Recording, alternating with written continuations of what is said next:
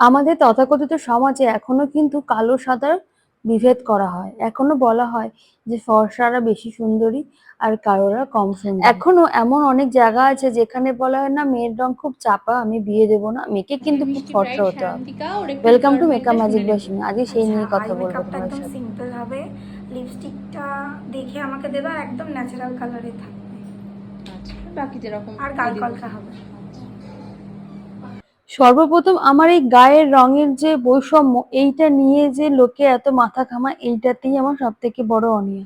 In fact আমার যখন bride আমাকে বুক করেছিল, ও কিন্তু একটা কথাই বলেছিল, দিদি আমি কিন্তু ডাস্কি স্কিন টোন, আমাকে কিন্তু তুমি ফর্সা করে দেবে না, আমাকে কিন্তু ডাস্কি স্কিন টোনই রাখবে, যাতে আমার লুকটা ন্যাচারাল লাগে, যেন আমাকে খুব বেশি ফেয়ার না লাগে। আমি ওকে একটা কথাই বলেছিলাম যে আমি অলওয়েজ স্কিন কালার নিয়ে কাজ করি না, আমি অলওয়েজ স্কিন টেক্সচার নিয়ে কাজ করি। তোমার যেরকমই স্কিন কালার সেটাকে রেসপেক্ট দিয়েই কিন্তু আমি কাজ করব। আর যাদের ডাস্কি স্কিন টোন থাকে তারা কিন্তু ভীষণভাবে ওয়ারিড থাকে তাদের বিয়ে হওয়া নিয়ে। হ্যাঁ, 2025-এ দাঁড়িয়েও এই কথাটা বলতে আমার সত্যিই দুঃখজনক লাগছে, লজ্জা লাগছে। এখনো কিন্তু অনেক জায়গায় এরকম হয়ে থাকে যে মেয়ের রং চাপা, গায়ের রং চাপা, আমরা একটু ফর্সা চাইছি, বিয়ে দিতে পারবো না, এরকমও অনেককে শুনতে হয়েছে। সেখান থেকে দাঁড়িয়ে পরিবারের লোকেদের সেই মেয়েটির ওপর কালো থেকে সকল ফর্সা হওয়ার জন্য জার্নি শুরু করায় বিভিন্ন ধরনের ক্রিম, বিভিন্ন ধরনের ফেস প্যাক ইত্যাদির মাধ্যমে। কিন্তু সেটা যে বৃথা চেষ্টা তারা তা ভুলে যায়। এটা ভগবান প্রদত্ত জিনিস।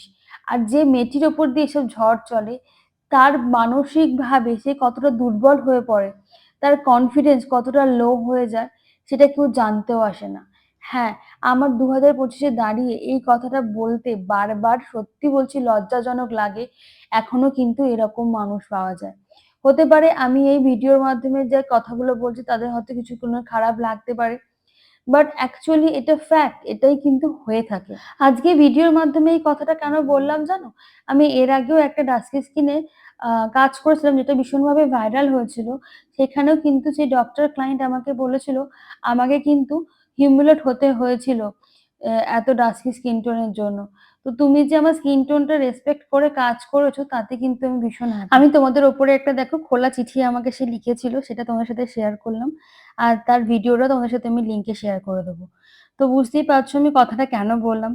বিকজ এটা না খুব খারাপ লাগে। আজ 2025-এ দাঁড়িয়ে মানুষের এত উন্নতি করে ফেলছে, ডিজিটালি আমরা এত উন্নত, কিন্তু মানুষের মন কিন্তু এখনো পুরোপুরি উন্নত হয়ে ওঠেনি। সেটাই আমাদের সব থেকে দুঃখজনক লাগে, দুঃখজনক ঘটনা আমাদের কাছে। So all my beautiful girls, my love one, please respect your skin tone, please love your skin tone.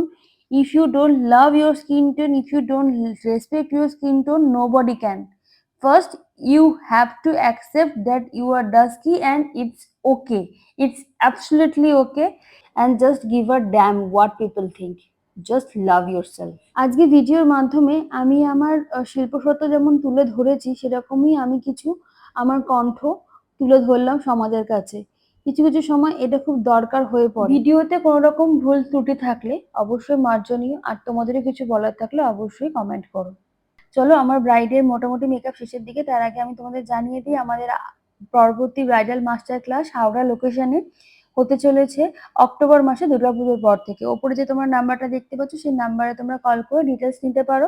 R bridal বুকিংও চলছে 2025-26-এ। তো তোমরা যারা যারা কন্ট্যাক্ট করতে চাও ওপরে যে নাম্বারটা তোমরা দেখতে পাচ্ছ সেই নাম্বারে তোমরা কন্ট্যাক্ট করে নিও। আমরা হাওড়া, হুগলি, কলকাতা সব লোকেশনেই কিন্তু ব্রাইড করে থাকি। আর আমার আজকে যে মিষ্টি ব্রাইডকে কেমন লাগছে তোমরা কিন্তু প্লিজ সবাই জানিও কেমন লাগছে। আমার তো পুরো লক্ষ্মী ঠাকুর লাগছে, এতটাই মিষ্টি লাগছে। ওর রিকোয়ারমেন্ট অনুযায়ী আমি কাজ করার চেষ্টা করেছি, যেগুলো যেগুলো ও বলেছে সেগুলো মাথায় রেখে আমি কাজ করেছি। আর আজকে তোমাদের তো একটা কথা বলতেই ভুলে গেছি, আমার ব্রাইড কিন্তু ভীষণ হাসিমুখ জানো, যেমন মিষ্টি লাগছে ওকে দেখতে তেমন খুব সুন্দর হাসিটা।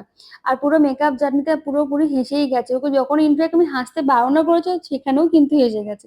কিন্তু যাই হোক, ওভারঅল কিন্তু ভীষণ মিষ্টি একটা মেয়ে। চলো এবার জেনে নিই যে ওর রিকোয়ারমেন্ট অনুযায়ী আমি কাজ করতে পারলাম কিনা। চলো শোনা যাক। অনেক সুন্দর হয়েছে, যেমন স্কিন টোন বলেছিলাম তেমনই হয়েছে, খুব ভালো হয়েছে।